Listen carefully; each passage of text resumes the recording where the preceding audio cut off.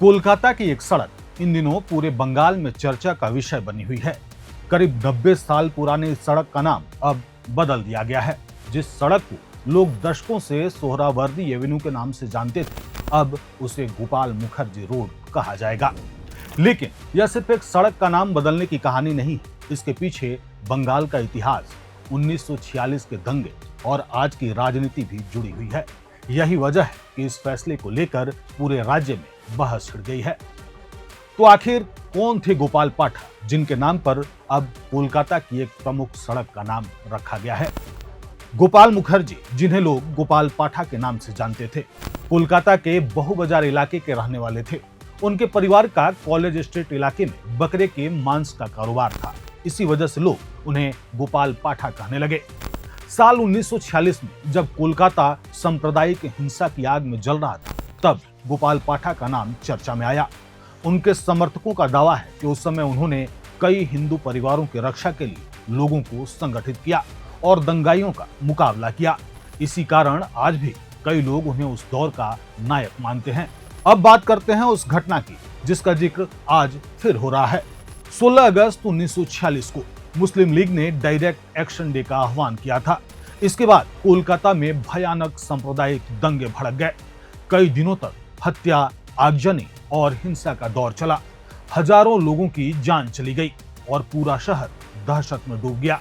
इतिहास में इस घटना को ग्रेट कोलकाता किलिंग के नाम से जाना जाता है।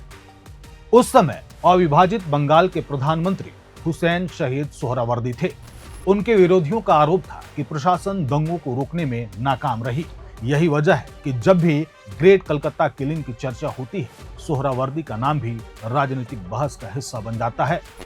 हालांकि एक दिलचस्प बात यह भी है कि जिस सड़क का नाम बदला गया है, उसका नाम हुसैन शहीद सोहरावर्दी के नाम पर नहीं रखा गया था। कोलकाता नगर निगम ने 1933 में इस सड़क का नाम सोहरावर्दी एवेन्यू रखा था। यह नाम प्रसिद्ध डॉक्टर, शिक्षाविद और कोलकाता विश्वविद्यालय के पूर्व कुलपति सर हसन सोहरावर्दी के सम्मान में रखा गया था।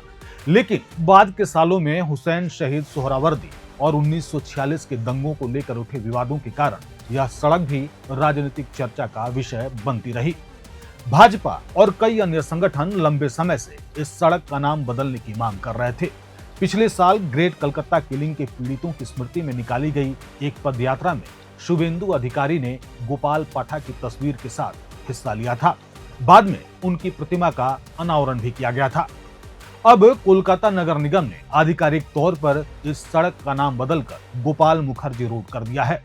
इस फैसले का स्वागत करते हुए मुख्यमंत्री शुभेंदु अधिकारी ने कहा कि यह वास्तविक नायकों को सम्मान देने का समय है। हालांकि विपक्ष इस फैसले से पूरी तरह सहमत नहीं है। विपक्षी नेताओं का कहना है कि सरकार को नाम बदलने के बजाय विकास, रोजगार और जनता की समस्याओं पर ज्यादा ध्यान देना चाहिए।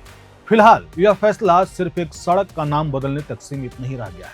यह बंगाल के इतिहास, पहचान और राजनीति से जुड़ी नई बहस को जन्म दे चुका है।